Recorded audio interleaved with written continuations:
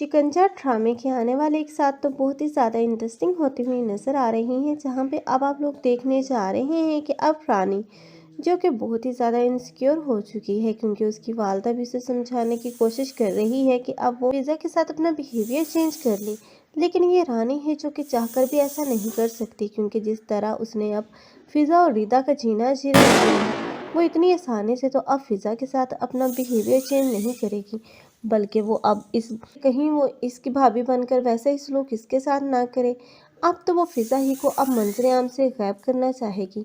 लेकिन ज़रून ये बात जानता है कि रानी इस रिश्ते को ख़त्म करने के लिए किसी भी हद तक जाएगी, और वो इस बात के डर और खौफ को अपनी माँ के सामने भी अब बयान कर चुका है। लेकिन उसकी माँ है जिसे लगता है कि उसकी बेटी इतनी बड़ी घटिया हरकत नहीं करेगी। लेकिन ज़रून जिसका खदशा अब रायगा नहीं जाएगा, बल्कि एक न एक दिन ऐसा आएगा जब यही रानी होगी, जब वो देखेगी कि फिज़ा उसके महके वालों के दिलों में भी अपने लिए जगह बना चुकी है, और ये ज़रून तो उसका दीवाना था ही था।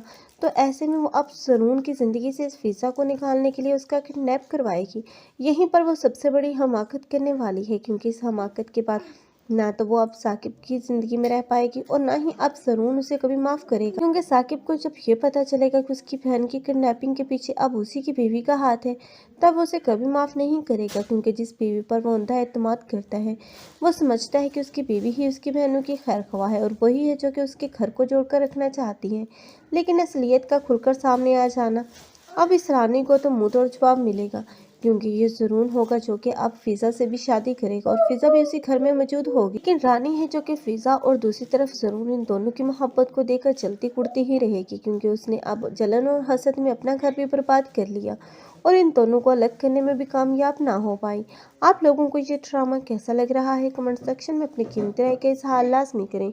मज़ीद ऐसे रिव्यूज़ के लिए हमारे चैनल को लाजमी सब्सक्राइब कर लें। अगर आप लोगों को हमारी वीडियो अच्छी लगी हो तो वीडियो को लाइक करना मत भूलिएगा। अल्लाह हाफिज़।